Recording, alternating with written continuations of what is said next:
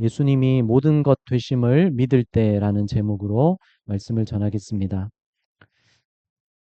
예수님께서 제자들에게 갈릴리 바다 건너편 지방으로 가자고 말씀하셨습니다. 18절에 나오는데 예수께서 무리가 자기를 애워싸는 것을 보시고 건너편으로 가기를 명하시니라. 갈릴리 바다를 건너가려면 배를 타고 가야 되겠죠?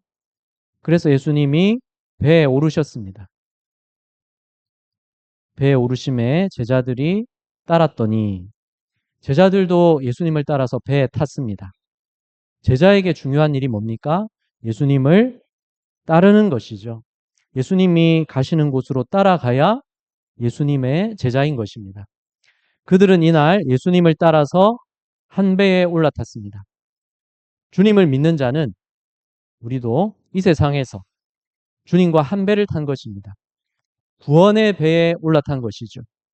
여기 모인 우리들이 주님을 선장으로 모시고 한 배를 탄 것입니다. 교회가 바로 세상이라는 바다를 항해하면서 복음을 전하는 배와 같습니다. 실제로 전 세계를 다니면서 복음을 전하는 배가 있습니다. 먼저는 둘로스호라는 배가 29년 동안 사명을 감당했는데 지금은 로고스 호프선과 또 둘로스 호프선이 세계 곳곳을 다니면서 선교 사역을 하는 중입니다. 어떻게 이런 일이 시작되었겠습니까? 1964년에 OM 선교회라는 선교단체 사람들이 세계 지도를 펴놓고 기도하고 있었습니다. 그런데 한 청년이 이런 말을 했습니다. 전 세계 3분의 2가 지도를 보면 이렇게 다 바다로 덮여 있는데 하나님께서 우리에게 배를 주셔서 그 배를 타고 전 세계에 복음을 전하러 다니면 얼마나 좋을까?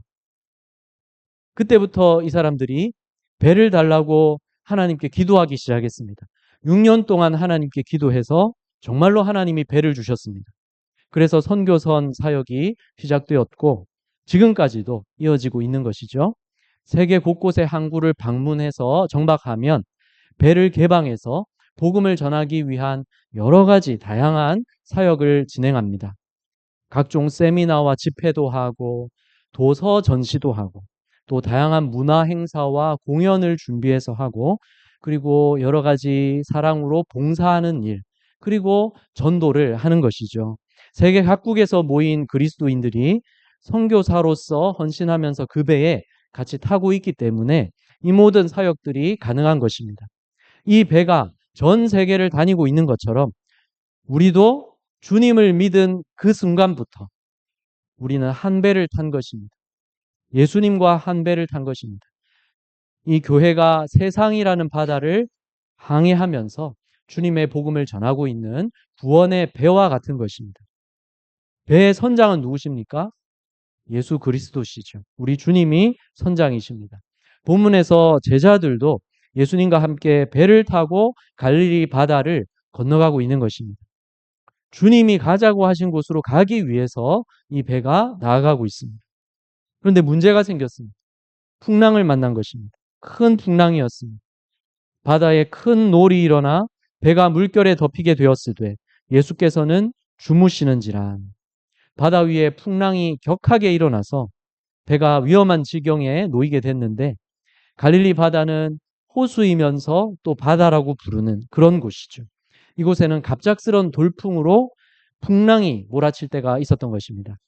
그날 그 시각에 심한 풍랑이 발생해서 예수님과 제자들이 탄 배를 덮치며 뒤흔들고 있었습니다.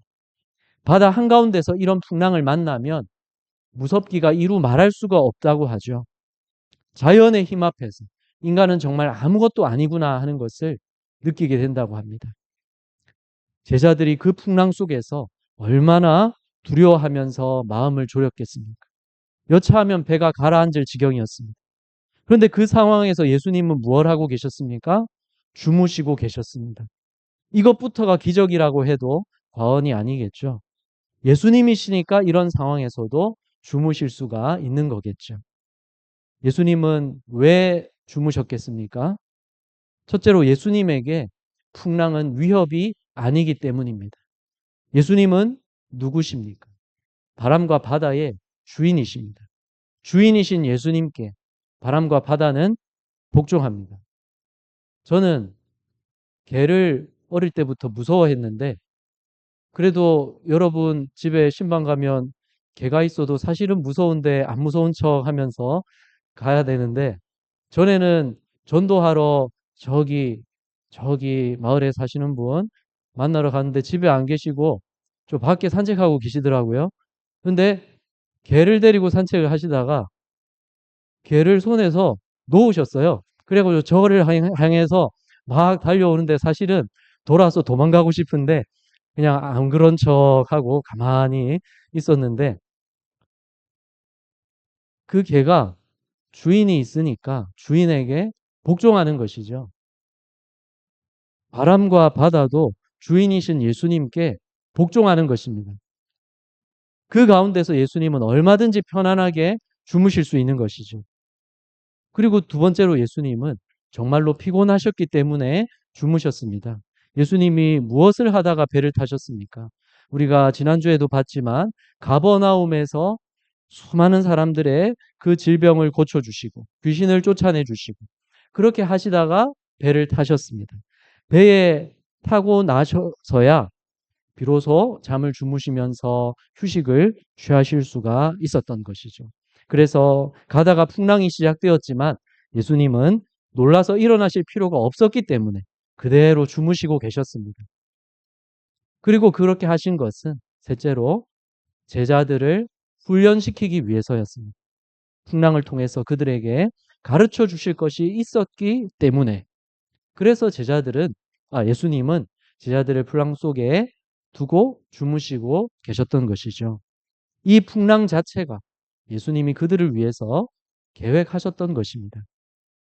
하지만 제자들은 그것을 모르는 상황에서 거친 풍랑을 마주하면서 얼마나 두렵고 얼마나 마음이 힘들었겠습니까? 물결이 금방이라도 배를 삼켜버릴 것 같은데 예수님은 주무시고 계시는 거죠. 제자들이 예수님을 깨웠습니다. 25절 같이 읽습니다. 그 제자들이 나와 깨우며 이르되 주여 구원하소서 우리가 죽겠나이다. 주무시는 예수님을 다급하게 깨우면서 주여 구해주세요. 우리가 다 빠져 죽겠어요. 이렇게 예수님께 구했던 것이죠. 예수님이 대답하셨습니다. 예수께서 이르시되 어찌하여 무서워하느냐 믿음이 작은 자들아 하시고 곧 일어나사 바람과 바다를 꾸짖으시니 아주 잔잔하게 되거늘. 먼저 예수님은 제자들을 꾸짖으셨습니다. 왜 이리 무서워하느냐 믿음이 작은 자들아.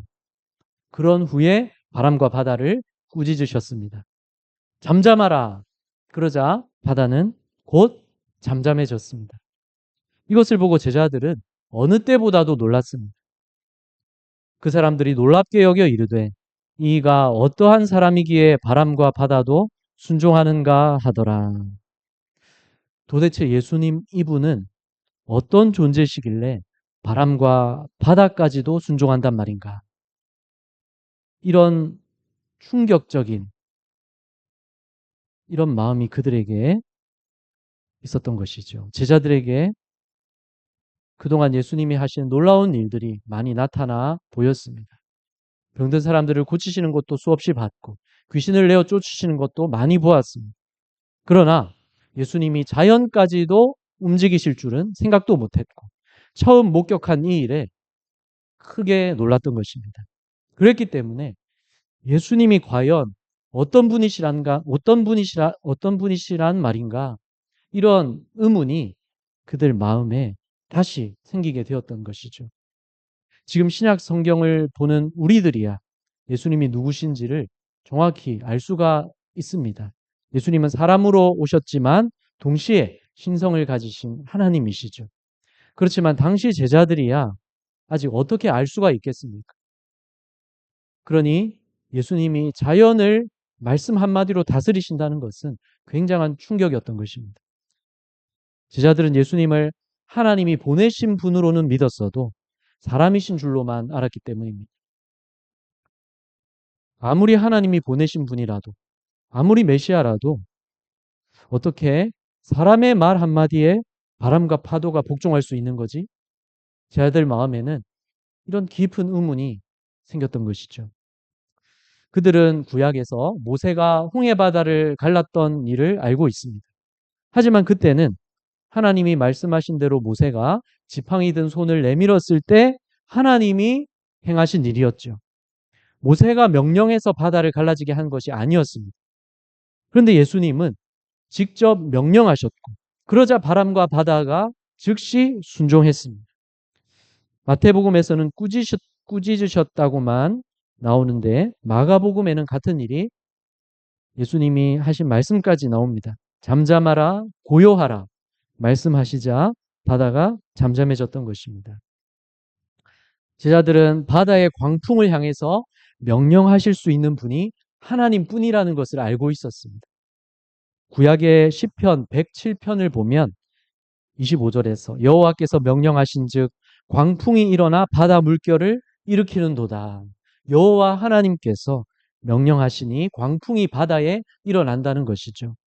그리고 시편 107편 28절에서는 이에 그들이 그들의 고통 때문에 여호와께 부르짖음에 그가 그들의 고통에서 그들을 인도하여 내시고 바다의 광풍으로 인한 고통 때문에 여호와께 구원해 달라고 부르짖을 때 어떻게 해주신다고요? 광풍을 고요하게 하사 물결도 잔잔하게 하시는도다. 시편 107편 29절입니다. 광풍을 고요하게 하사 물결도 잔잔하게 하시는 여호와 하나님. 하나님이 하신 이 일이 바로 본문에서 예수님이 하신 그 일이었죠. 하나님께서만 하실 수 있는 일을 예수님이 하신 것입니다. 그렇다면 결론은 뭡니까? 예수님이 하나님이시라는 거죠. 이 사실을 제자들에게 나타내시려고 예수님은 그들을 풍랑 가운데로 인도하셨던 것입니다. 제자들에게 필요한 것은 예수님이 정말로 누구신지를 아는 것이기 때문이었습니다. 그러나 알지 못하고 믿지 못하기 때문에 그들은 풍랑 속에서 무서워했습니다. 제자들이 풍랑의 위험에서 구해달라고 예수님을 깨웠을 때 예수님께는 풍랑이 문제가 아니었죠. 그 상황에서 예수님이 문제로 보신 것은 무엇이었습니까? 다름 아니라 제자들의 작은 믿음이 문제였습니다. 어찌하여 무서워하느냐? 믿음이 작은 자들아. 왜 이렇게 책망하셨습니까? 주무시는데 왜 깨웠냐고 책망하신 것이 아니죠. 그들이 무서워한 것을 책망하셨습니다. 물론 그런 위태로운 상황에서 사람이 두려움을 느끼는 것은 당연한 일이죠. 인간이라면 당연한 반응입니다. 그럼에도 예수님이 그들을 책망하신 이유는 뭐겠습니까? 예수님이 그 배에 같이 타고 계신데도 두려워했기 때문입니다. 예수님이 누구신지를 제대로 몰라서, 그래서 믿지 못해서, 그래서 무서워했던 것이기 때문에 두려움의 원인이 바로 믿음이 작은 것이기 때문이었습니다. 예수님이 천지 만물을 다스리는 분인 것을 제자들이 알았다면 두려워할 필요가 없었겠죠. 물론 두려움을 느꼈겠지만 그래도 계속 두려워할 필요는 없었던 것입니다. 예수님과 한 배를 타고 있었기 때문입니다. 그렇다면 이 배는 어떻습니까? 예수님이 가시려는 곳에 무사히 도착할 것이 분명한 것이죠. 예수님이 타고 계시기 때문입니다. 풍랑은 예수님이 데리고 가시는 제자들도 삼킬 수가 없는 것입니다. 풍랑은 예수님이 타신 이 배를 삼킬 수가 없는 것이죠. 예수님은 가고자 하시는 그곳에 제자들과 함께 가기로 하셨고 그렇다면 그 뜻은 이루어질 것입니다. 예수님은 전능하신 하나님이시기 때문입니다. 그런 예수님이 타고 계신 이 배는 절대적으로 안전하다는 것을 확신할 수 있는 것이죠. 그 배에 함께 타고 있는 제자들 역시 절대적으로 안전한 것입니다. 그럼에도 두려워했기 때문에 예수님은 책망하셨던 것입니다. 단지 두려움을 느꼈다고 책망하신 것이 아니라 아직 예수님을 믿지 않는 것을 책망하신 것입니다. 어찌하여 무서워하느냐? 믿음이 작은 자들아. 이 말씀에는 그래서 이런 뜻이 담겨 있습니다. 너희들이 무서워하는 이유는 내가 누구인지를 믿지 않기 때문이야. 단지 두려움을 느꼈다고 책망하신 것이 아니라 이러한 뜻이 담겨 있었던 것입니다. 내가 누구인지 믿었다면 두려워할 필요가 없었단다. 아직 너희들에게는 믿음이 거의 없구나. 앞으로 너희들은 내가 누구인지를 믿고 나아가야 한다. 이것을 예수님은 말씀하셨던 것입니다. 제자들은 예수님이 정말로 누구신지를 아직 다 깨닫지를 못했습니다. 하나님이 보내신 메시아라는 것은 어렴풋이 믿고 있었습니다. 그렇지만 거기까지였습니다. 그 이상은 알지 못했고 믿지 못했습니다. 그래서 믿음이 작은 자들이라고 하셨던 겁니다. 여기서 믿음이 작다는 것은 일부분만 믿고 있다는 뜻입니다. 믿어야 할 전부를 믿고 있는 게 아니라는 것입니다. 그러지 않고 우리는 예수님이 과연 누구신지를 온전하게 알고 믿어야 하는 것입니다. 예수님은 자신에 대해서 이렇게 말씀하셨습니다. 요한복음 10장 30절에서 나와 아버지는 하나이니라.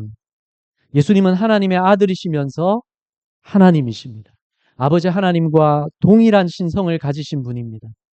그런 예수님께서 우리와 똑같은 사람이 되어서 이 세상에 찾아오셨죠.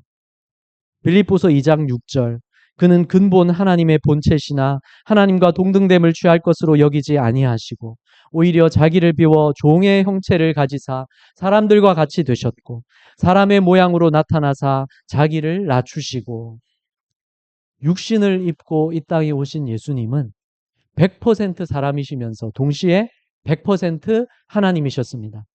하나님이신 예수님이 왜 사람이 되셔야 했습니까? 빌립보서 2장 8절 사람의 모양으로 나타나사 자기를 낮추시고 죽기까지 복종하셨으니 곧 십자가에 죽으심이라. 우리 위해 십자가에서 죽으시기 위해서 육신을 입고 오셨습니다. 사람이 돼서 오셨습니다. 우리 죄값을 대신 치러주시기 위해서였습니다. 왜 예수님이 그렇게 하셔야 했습니까? 사람은 어느 누구도 그렇게 할 수 없기 때문에 그렇습니다. 어느 누구도 다른 사람의 죄값을 대신해서 내가 대신 치러주고 그 죄값을 내가 대신 치러주고 내가 죽겠다. 그렇게 할 수 없습니다. 그 사람이 죽더라도 자기 죄 때문에 죽은 것이지 다른 사람의 죄를 위해 죽을 수 있는 사람은 아무도 없습니다. 또 스스로 자기 죄값을 치러서 깨끗하게 하는 것도 불가능합니다. 왜냐하면 사람은 다 죄인이기 때문이고 스스로는 죄에서 벗어날 수 없기 때문에 그렇습니다. 사람의 죄값을 대신 치를 수 있는 방법은 단 하나였습니다. 사람이면서도 죄가 없는 존재. 그 존재가 사람들의 죄를 대신해서 죽는다면 죄값을 대신 치러줄 수가 있습니다. 그것만이 하나님의 공의가 이루어지면서도 죄를 다 사해 주실 수 있는 유일한 방법인 것입니다. 그렇지만 사람이면서 죄가 없는 자가 이 세상에 있습니까? 아무도 없습니다. 또 설령 있다 한들 그 사람이 사람들 대신 죽는다면 죽은 그 사람은 누가 살려줍니까? 그러니까 사람으로서는 불가능한 일입니다. 그런데 이 불가능을 가능하게 해주시려고 예수님이 이 세상에 내려와 주신 겁니다. 육신을 입고 오신 예수님은 우리와 똑같은 사람이셨지만 죄가 없으셨습니다. 그래서 우리 죄값을 대신 치러 주실 수가 있었던 것이죠. 또한 예수님은 100% 사람이셨지만 동시에 100% 하나님이셨습니다. 그래서 우리 죄를 위해 죽으실 뿐만 아니라 부활하셔서 우리를 계속 책임지시고 함께 하실 수가 있는 것입니다. 지금 그렇게 해주고 계십니다. 오직 예수님이시기 때문에 그렇게 해주실 수가 있는 것입니다. 그 일을 우리를 위해서 예수님이 해주셨고 바로 어떻게 해주셨습니까? 십자가에서 우리 죄를 대신하여 피 흘려 죽으심으로 우리 모든 죄를 용서받게 해주셨습니다. 주님을 믿는 그 사람에게는 이 죄사함이 이루어지는 거죠. 뿐만 아니라 예수님은 죽으신 후에 부활하셔서 하늘로 올라가셨습니다. 지금도 하나님 아버지께 우리를 위해 간구해주고 계시는 예수님이십니다. 또 지금도 우리를 인도해주고 계십니다. 지금은 육신으로 함께 계시진 않지만 말씀을 우리에게 주셨고 성령을 우리에게 보내주셨죠. 믿으십니까? 예수님의 영이신 성령님을 통해서 지금도 예수님은 우리에게 모든 것이 되어주고 계십니다. 하늘의 능력과 지혜를 우리에게 부어주고 계시죠. 죄와 마귀 권세로부터 우리를 안전하게 보호해주고 계시죠. 예수님이 우리에게 모든 것이 되어주고 계십니다. 이것이 복음인 것입니다. 가장 기쁘고 복된 소식이 이것입니다. 이 모든 사실을 믿으시기를 바랍니다. 예수 그리스도의 이 복음이 여러분 마음에 확실하게 믿어지십니까?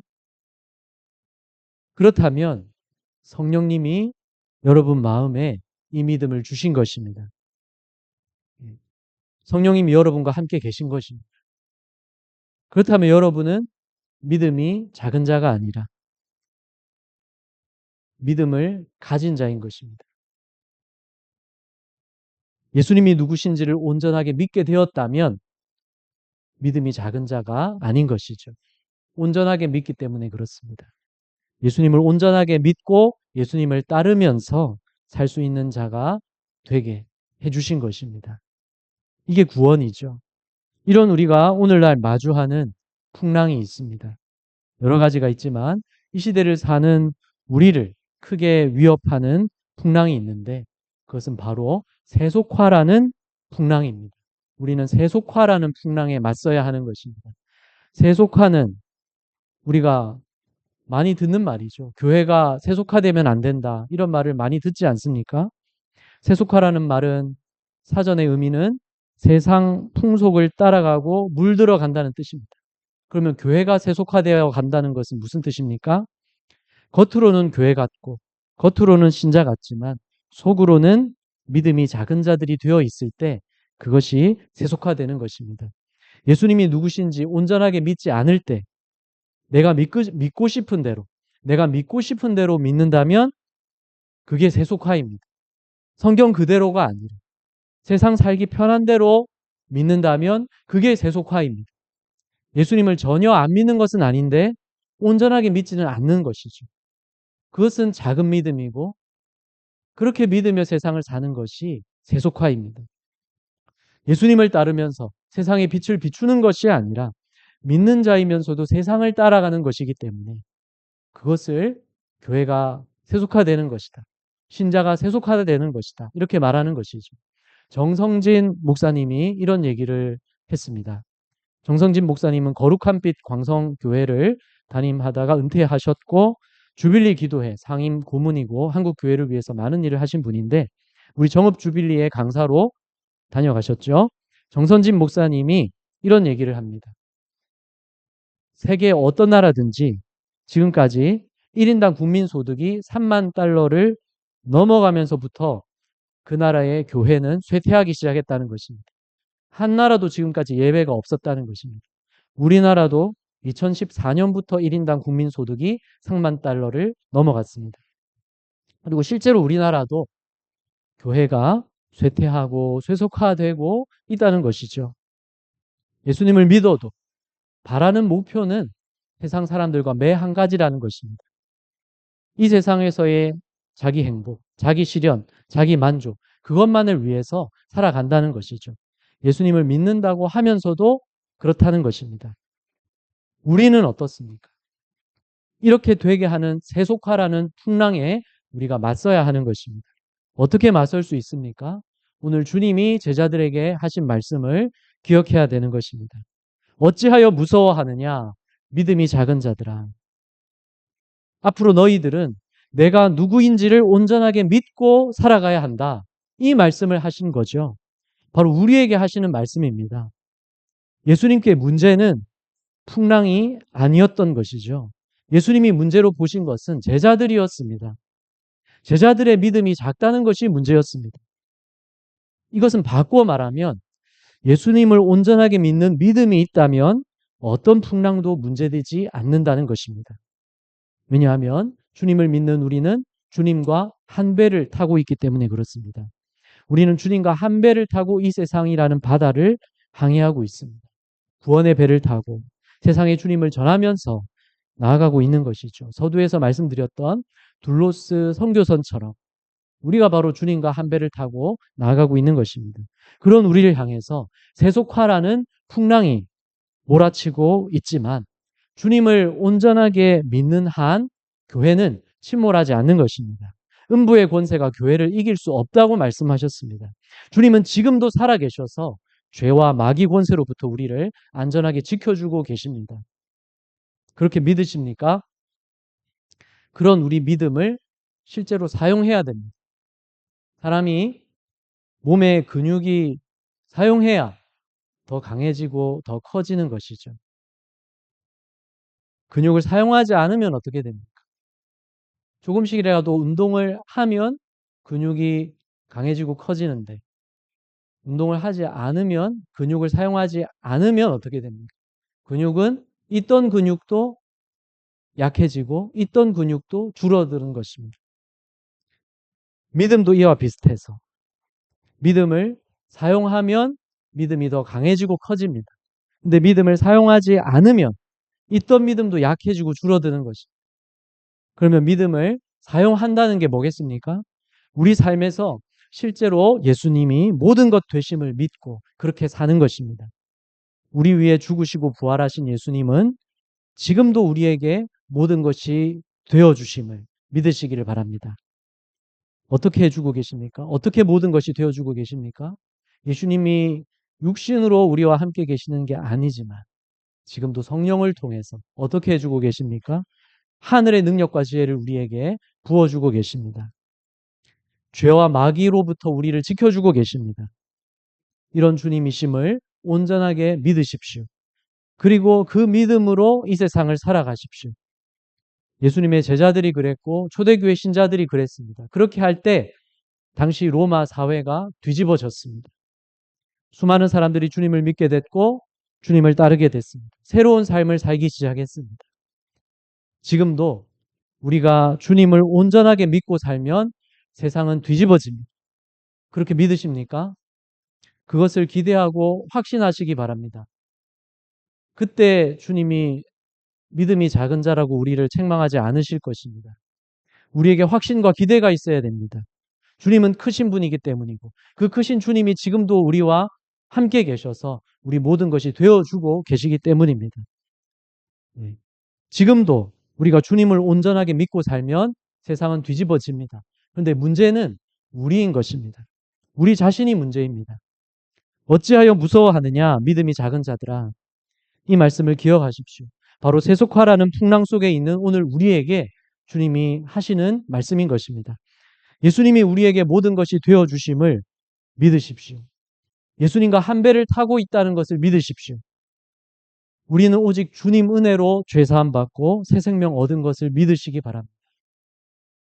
성령의 능력과 지혜를 지금도 우리에게 주고 계십니다. 죄와 마귀로부터 지금도 우리를 지켜주고 계십니다. 마귀가 우리를 흔들 수 없습니다. 세상 그 무엇도 그 누구도 우리를 주님의 사랑과 은혜에서 끊을 수가 없습니다. 우리가 주님을 이렇게 믿고 살면 주님이 지금도 나에게 이런 분이심을 믿고 살면 우리 삶은 새로워집니다. 이렇게 믿고 살면 우리 가정은 새로워집니다. 이렇게 믿고 살면 우리 교회가 새로워집니다. 주님의 능력, 복음의 능력으로 이 지역이 변화됩니다. 또 온 세상이 변화됩니다. 이 나라가 변화됩니다. 온 세상이 변화되어서 주님의 뜻이 이루어져 가는 것을 우리가 보게 됩니다. 그러기 위해서 필요한 것은 바로 예수님을 온전하게 믿는 것입니다. 여러분 삶 속에 풍랑 같은 문제가 있습니까? 그 문제가 어떤 것입니까? 어떤 상황입니까? 그런데 그 상황, 그 문제, 그 풍랑이 문제가 아닌 것입니다. 무엇이 문제입니까? 내가 문제입니다. 문제는 내 안에 있습니다. 그러니까 풍랑을 탓하지 마시길 바랍니다. 상황과 문제를 탓하지 마시기 바랍니다. 남을 탓하지 마시기 바랍니다. 남 탓을 하면 갈등만 더 깊어집니다. 나도 더 고생입니다. 그 사람도 고생입니다. 아무런 도움이 안 됩니다. 필요한 것은 뭡니까? 내 안에 온전한 믿음을 갖는 것입니다. 예수 그리스도가 누구신지 온전하게 믿는 것입니다. 그러면 우리는 안전합니다. 주님이 모든 것을 변화시키시고 치유하시고 새롭게 하실 수가 있는 것입니다. 그래서 말씀을 맺으면 예수님을 믿는 우리에게 어떤 일이 있게 된 것입니까? 예수님과 한 배를 타게 된 것입니다. 예수님이 우리를 구원해 주셔서 한 배를 타게 된 것입니다. 지금도 우리를 책임지고 계시고 인도하고 계시는 주님이십니다. 우리 위해 죽으시고 다시 사신 주님이시기 때문입니다. 그 예수님이 지금도 우리에게 모든 것 되어주고 계시는 것을 믿고 그 믿음을 사용하면서 사시기를 바랍니다. 그럴 때 지금도 주님의 능력은 나타나는 것입니다. 바로 저와 우리의 삶에, 저와 여러분의 삶에 주님의 능력이 나타나는 것입니다. 기도하겠습니다.